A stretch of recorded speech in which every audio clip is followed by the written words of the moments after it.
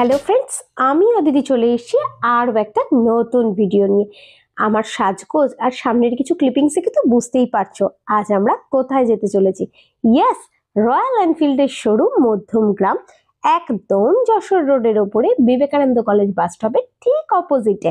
আমি প্রশান্ত, আমার ছোট পুত্র, আমরা চলে এসেছি রয়্যাল এনফিল্ডের শোরুমে। আজ 27শে ডিসেম্বর, ঘড়িতে বাজে বিকেল 5টা। আর আমার বড় পুত্র এখনো পড়া থেকে ফিরতে পারেনি, তবে আমরা এসেই প্রসেসিংটা কমপ্লিট করে ফেলছি। যে বাইকটি আমরা পছন্দ করে গেছিলাম সেটা তোমাদেরকে একটু পরে রিভিল করছি। আগেই দেখে নাও পুরো শোরুমটা, তোমাদেরকে একবার সুন্দরভাবে ঘুরে দেখাই। চারদিকে এত সুন্দর সুন্দর বাইক, কোনটা ছেড়ে যে কোনটা দেখবো বুঝতেই পারছি না। দেখো, আমাদের নতুন অতিথি তোমাদের সামনে হাজির। ইয়েস, আমরা নিয়েছি Royal Enfield Hunter 350 graphite grey রং। কি অপূর্ব যে সুন্দর লেগেছে আমাদের লুকসটা। তোমাদের কেমন লাগলো আমাদের একবার জানাও।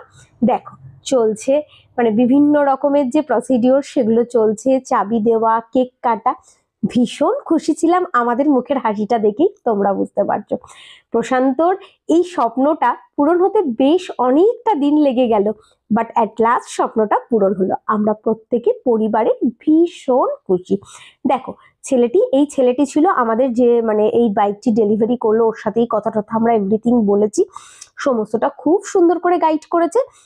বাইকটা আমরা জাস্ট মানডেতেই 7টা টোকেন দিয়ে বুক করিয়ে গিয়েছিলাম, বলেছিল 15 ডেজ লাগবে, বাট দুদিন পরেই ফোন করে বলছে বাইক এসে গেছে। আগের যিনি বুকিং নিয়েছিলেন উনি ক্যান্সেল করেছেন।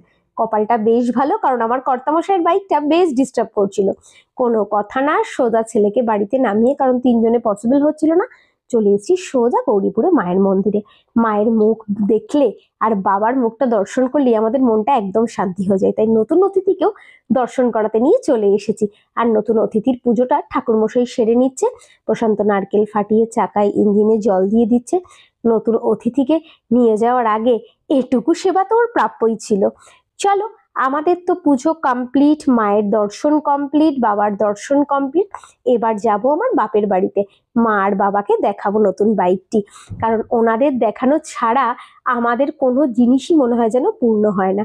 তোমাদের কেমন লাগলো জানিও। চলো, আজকের